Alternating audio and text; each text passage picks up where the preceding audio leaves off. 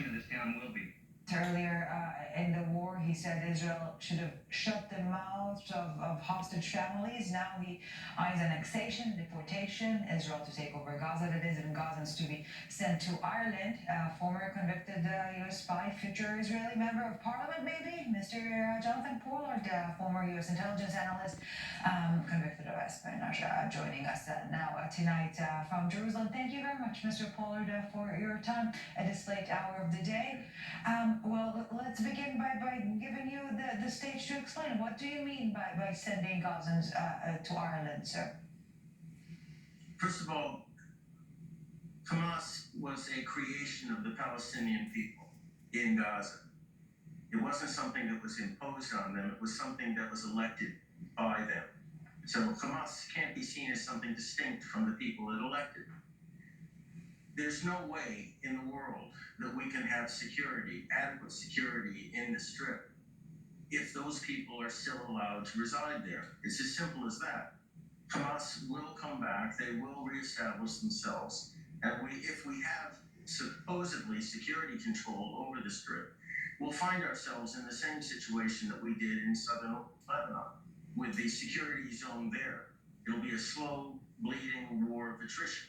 And we simply can't, we can't fight wars of attrition. It just doesn't work for us. So as far as the Gazans themselves are concerned, they, as I said before, they have to get somewhere. And where that is, personally, I don't care.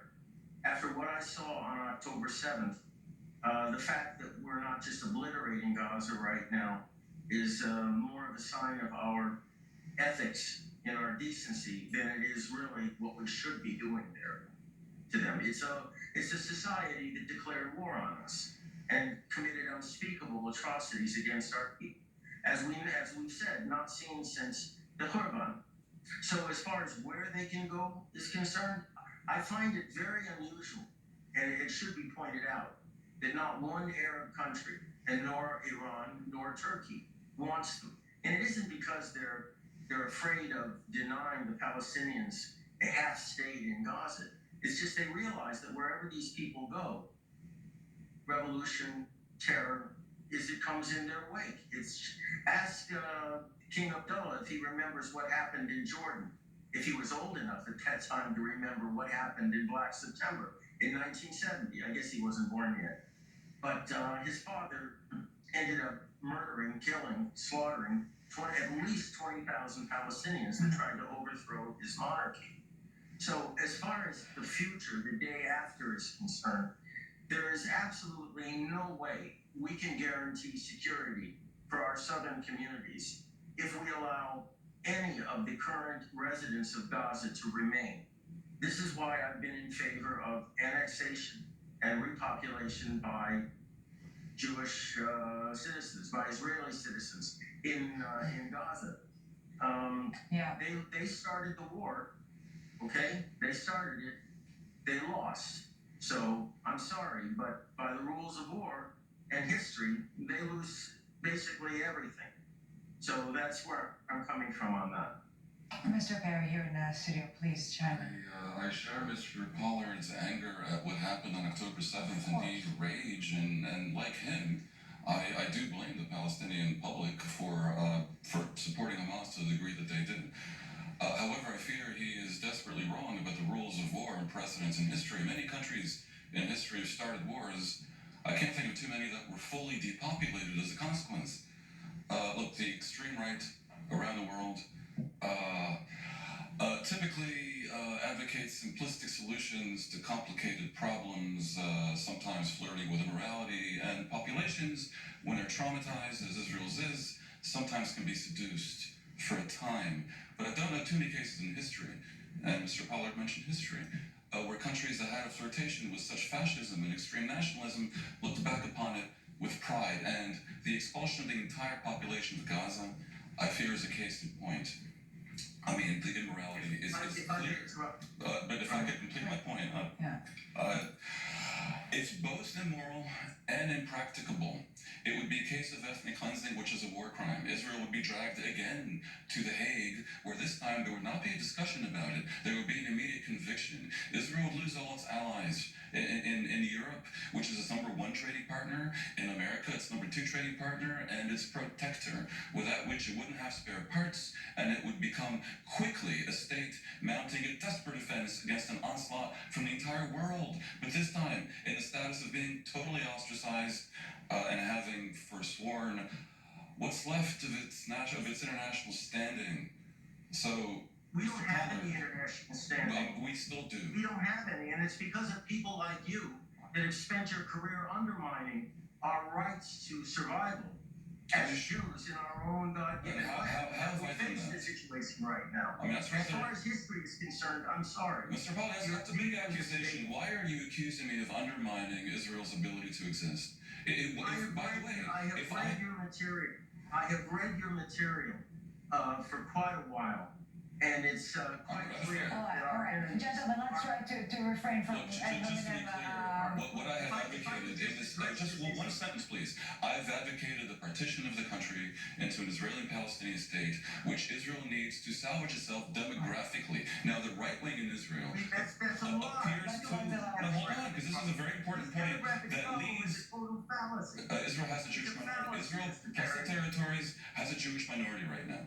By the way, I respect you because the right wing in Israel appears to be too clueless to understand that without a partition, Excuse me, it was European. Without a partition, Zionist democratic Israel will die. However, the far right, by advocating expulsion, may be immoral, but at least it can do math. Mr. Pollard, please. Okay, could I just add one thing here, as far as history is concerned? I guess, Mr. Perry, you weren't in class when you studied what happened at the end of World War I, or at the end of World War II, or in Korea, or in Vietnam before, at the end of the war with the French decolonization. There are lots of case studies where depopulation occurred in depopulation. For example, Germany was humbled, but not expelled to whoever would have them.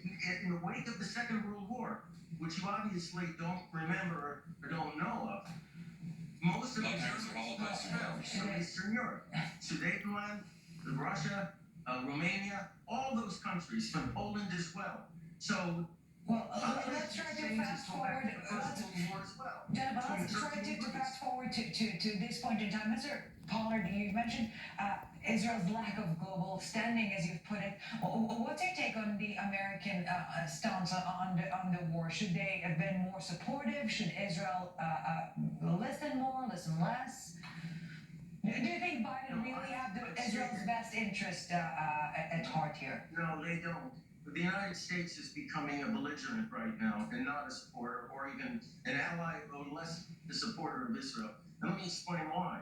We all know about the multi-front war and what that means in terms of geographic areas of conflict. The Americans have opened up yet another front against us. Secretary of State Blinken just overturned Secretary of State Pompeo's ruling that living in the territories, the Jewish habitation in the territories, was legal under international law. He just threw it over. Just woke up and threw it over. He's demanding that we assure the United States that we're going to follow the rules of war. We have the most ethical army in the world. And he's conditioning, they are conditioning the supply of equipment under an agreement that was reached with the Obama administration. Okay, I could go on and on and on listing all the things that the Biden administration, as I call it, has done to Israel since the beginning of the war.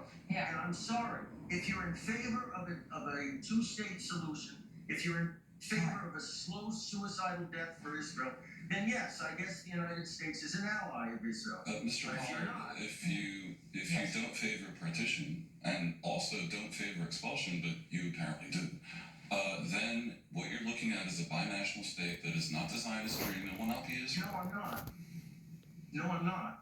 That's a simple Those are the numbers. 50 million people in the Holy Land, half of them are Jews and half are not. Now look, as for the U.S., you mentioned Biden. I don't want to see the U.S. unilaterally recognize a Palestinian state. Of course, that is a bad way to go about your business. It's a complicated situation, but your position ignores, I fear, the fact that Biden has stood by Israel while most of the world has not. While Israel has, in an action that I do believe is justified, led to the deaths of tens of thousands of people in Gaza. He at this point stands to lose the election because of his support for Israel. He has declared himself as Zionist. He declares himself as Zionist at a time in history where, because of the Jewish extreme right, because of the Israeli extreme right, having dragged the reputation of Zionism through the mud, for someone to say they're Zionist, much less when they're the U.S. president, is an act of bravery. I think there is more than a whiff of ingratitude. Biden doesn't even know what planet he's on.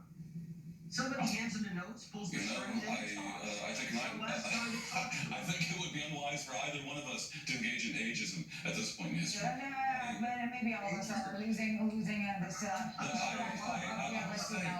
It's a complex situation. The U.S. has stood by Israel, and a little bit of gratitude might perhaps not be the un-Jewish thing. What they've just done to us, threatening us to close bank accounts of Israeli citizens that haven't committed any crimes, acting like the British mandate again. We're talking about a handful of settlers who are accused of terrorizing the Palestinians. No, I'm sorry, that's not what a friend does. That's not what But you're misrepresenting what Biden did. What the Perhaps what Mr. Pollard is pointing out is the timing of such a move, even if its mere essence can be debated, the timing. I'll make it real simple, guys. Without Biden's support, Israel would no longer be able to carry out the war. And once again, I will try to drag us to this point in time. Military establishment, except what the people that created October 7th have fed you. Those people shouldn't even be in charge of the war right now. They should be in jail, facing dereliction of duty charges.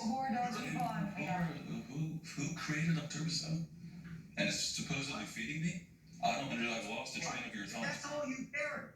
Are the same people, the same security experts, quote unquote, who led us into October 7th.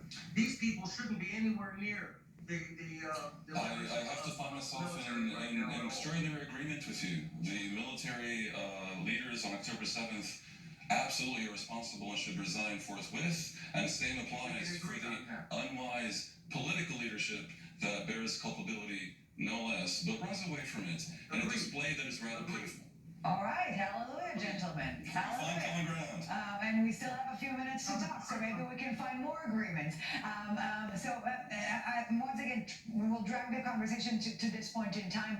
Gentlemen, hostage deal on the table, hostage deal, ceasefire deal. Mr. Pollard, you spoke against the previous one, the previous deal. What's your take on the current pending one? I'm totally opposed to the aid going in to Hamas. I'm totally opposed to a ceasefire of any duration, and I'm in favor of fighting to victory, and by doing that, gaining the release of our hostages. I cannot, for the life of me, understand why anybody would attempt to seize defeat from the jaws of victory right now. Do I feel for our hostages? From a very personal standpoint, yes, I do.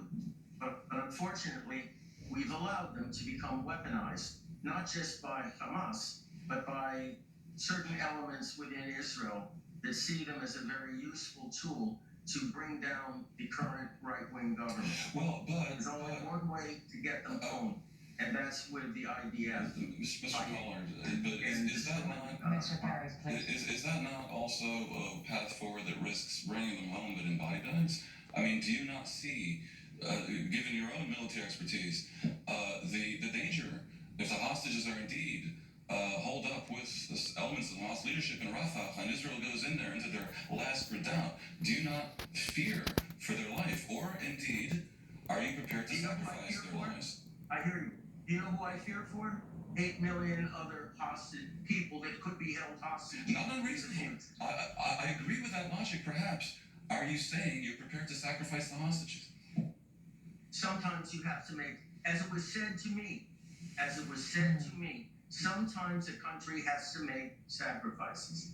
And that was said directly to me, and I sat for basically 35 years.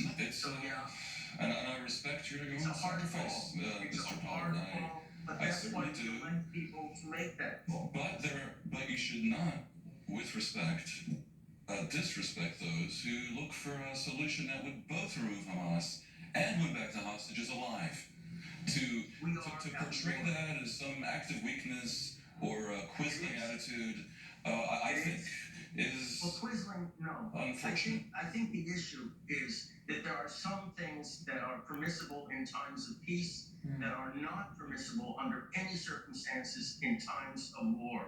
And when you undertake actions that either dilute or delay or even undermine the primary objective of a country's war plan, which is in this case the quick destruction of Hamas, then, well, I'm sorry, but you're aiding the enemy in time of war. Well, look, democracy is tested when it's difficult. Free speech is tested when the other speaker enrages you.